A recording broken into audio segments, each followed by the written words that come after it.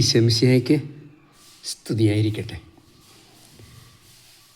March 25 വളരെ പ്രധാനപ്പെട്ട ഒരു സുദിനമാണ്.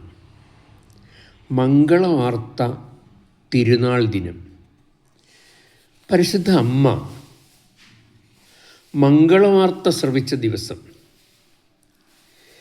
ദൈവം ഗബ്രിയേൽ ദൂതൻ വഴി അയച്ച സന്ദേശം, ദൈവവചനം അമ്മ ശ്രവിച്ച ദിവസം. രക്ഷകൻ ഭൂജാതനാകുമ്പോൾ ആ രക്ഷകൻ്റെ അമ്മയാകാൻ പരിശുദ്ധ അമ്മ തിരഞ്ഞെടുക്കപ്പെട്ടിരിക്കുന്നു എന്ന സന്തോഷ വാർത്ത, ഒരു ശിശു ജനിക്കുന്ന വാർത്ത, ദൈവത്തിൻ്റെ വചനം മനുഷ്യനായി അവതരിക്കുന്നു എന്ന വാർത്ത, രക്ഷകനെ പ്രതീക്ഷിച്ചിരുന്ന മാനവകുലത്തിന് ആശ്വാസകരമായ ഒരു വാർത്ത, മംഗള വാർത്ത. പരിശുദ്ധ അമ്മ മംഗളവാർത്ത സ്വീകരിച്ച വിധത്തെക്കുറിച്ചൊക്കെ പാരമ്പര്യങ്ങളിൽ പരാമർശമുണ്ട്. യാക്കോബിൻ്റെ സുവിശേഷം ഒരനൗദ്യോഗിക സുവിശേഷമാണ്. അതിലിങ്ങനെയാണ് പറയുന്നത്: ദൈവാലയത്തിലേക്ക് ആവശ്യമായ വിരികളുടെ ഒരു ഭാഗം നെയ്തുണ്ടാക്കുന്ന ജോലി പരിശുദ്ധ അമ്മയ്ക്കായിരുന്നു.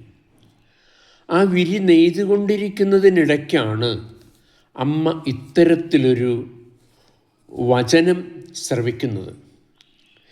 ഈ മംഗളവാർത്തയുടെ ആദ്യ ഭാഗം കേട്ട അമ്മ ആകപ്പാടെ ഞെട്ടിപ്പോയി. ദൈവകൃപ നിറഞ്ഞവളെ സ്വസ്തി, കർത്താവ് നിന്നോടുകൂടെ എന്നൊക്കെ കേൾക്കുമ്പോൾ ആകപ്പാടെ ഞെട്ടിപ്പോയി.